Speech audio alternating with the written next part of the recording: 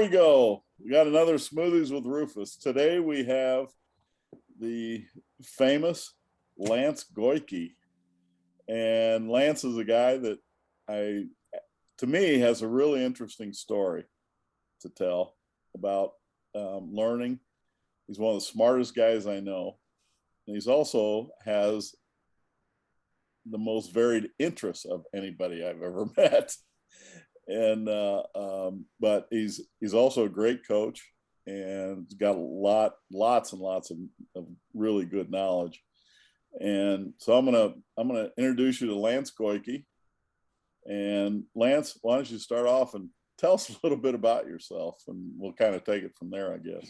Yeah.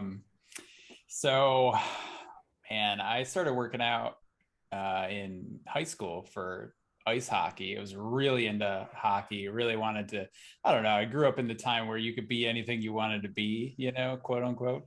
And so I was just like, okay, I'll try really hard. I've come to learn some limitations genetically that I was fighting against that I don't know that I ever would have really overcome. But I tried really hard practicing stuff probably to a fault.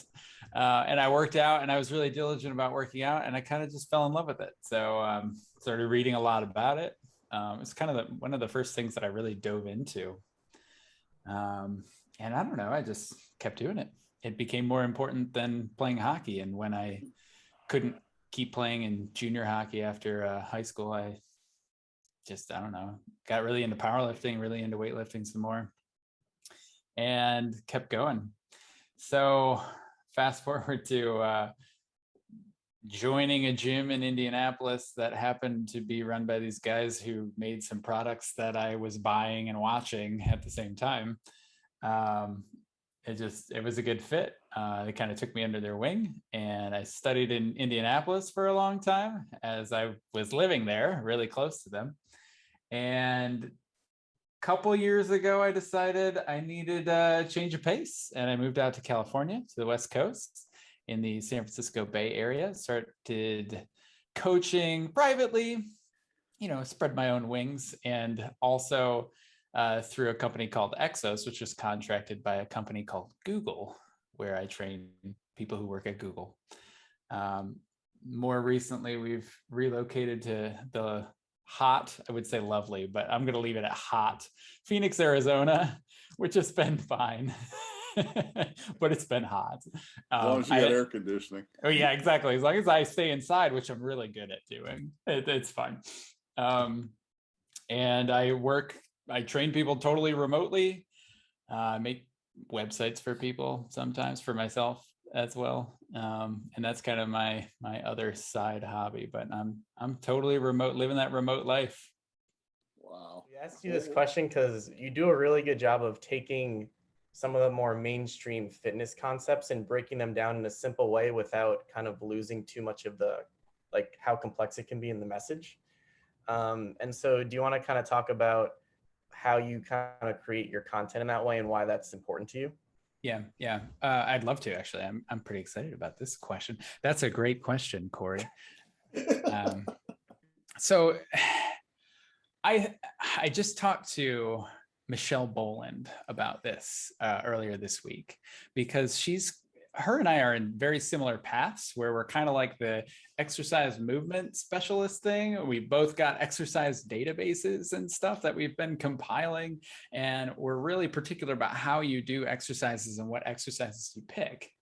The problem is, when I say, I want you to do a squat, but I don't want your stance symmetrical. I want one foot back further than the other one. And I say to do that on purpose, because I'm trying to introduce some sort of unilateral, some sort of twisting, some sort of offset that provides your axial skeleton with some like conformational change that will allow your joints to stay a little bit looser there and after. I can turn a bilateral exercise into kind of a unilateral exercise that way and get maybe the best of both worlds. It's just weird to explain that way, because nobody's doing stuff like that. And it doesn't, when you say squat, you don't think squat with one foot behind the other one and then a weight in front of my body. You think there's a bar on your back and your feet are really wide and you're really bent over because you got to do a hip dominant low bar squat because that's what the internet told me to do.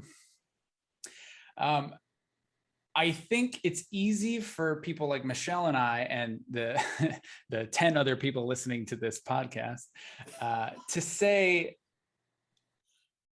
my stuff is fringe. Nobody's going to understand it. And therefore, I won't be able to reach anybody.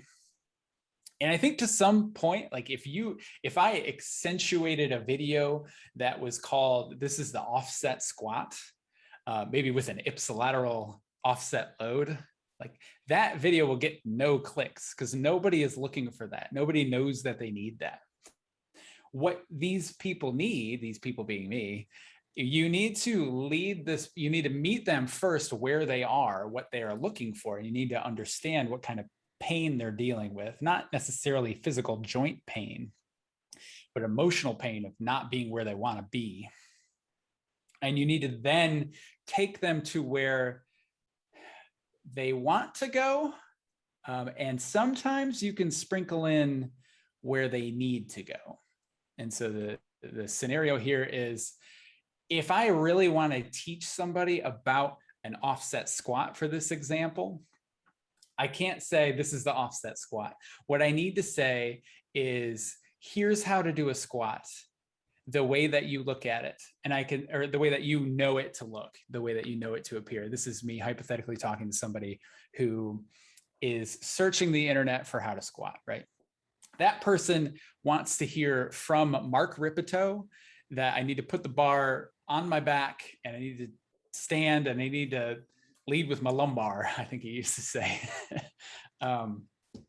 which is fine and an appropriate cue for some people, especially if you're arching your back when you come out of the thing. But what I need to do if I want you to understand offset squats is I need to say something kind of like that. And I could say, most people will start you here. I don't like to start you here, and here's why. And then I say, I think a better option is, and I don't necessarily agree that the offset squat is a better option. I would do the normal squat most of the time. But I would say, if you're having trouble with this, like if you're the type of person who has a lot of recurring back pain, then I can start to give those details. Then I can say, well, what happens is my back arches and it steals my mobility from my hips and shoulders and every other joint in my body. And so when I don't have that mobility, but I still want to squat low, I don't have the mobility to go there. So forcing that depth means I need to compromise my position somewhere. And usually that happens at the back. And so I lose my strong, stable spine position. You might say something about Stuart McGill saying that spines don't bend. They're not supposed to bend under load, because that's another thing that's on the internet, something that they may have heard of. And you say, if you're struggling with this, perhaps a better squatting solution for you would be to actually offset one of your feet behind the other one. You might not want to put the bar on your back because it makes it a little harder to get down there, or you might want to just limit your depth. And the way that you then market yourself is not by doing what everybody else is doing, because somebody else with a greater budget and willing to spend more time on editing their videos and lighting them has already done that, right? You're not going to stand apart. You're going to look at those two videos and you're going to say, well, this one looks better and this person has a six pack, so I'm going to listen to them, not Lance, because he's soft. Instead, the way that me and Michelle and the 10 other people who listen to this podcast can differentiate themselves from a marketing standpoint is offer a source of truth that they cannot find otherwise. Really help them understand the problem that they're dealing with. And then you can take them through all the journey of, this is why I would choose something like this for you. And I think that it's going to help you much more than our other alternatives.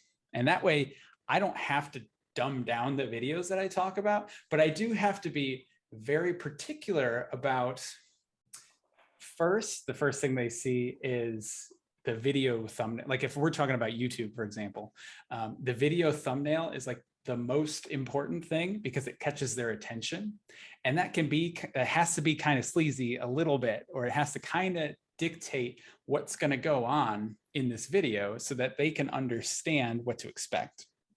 Then they might look at that title and say, yes, that's exactly what I'm looking for. And for them, it's not, here's how to do an offset squat. It's 4 things you should have known about squatting before you started squatting. Something like that, you know? And then as I lead you through that, I give you all those details, you start to really trust me because I obviously know what I'm talking about. I'm describing the problems that you have, and I'm offering solutions, hopefully that actually help and they can feel it.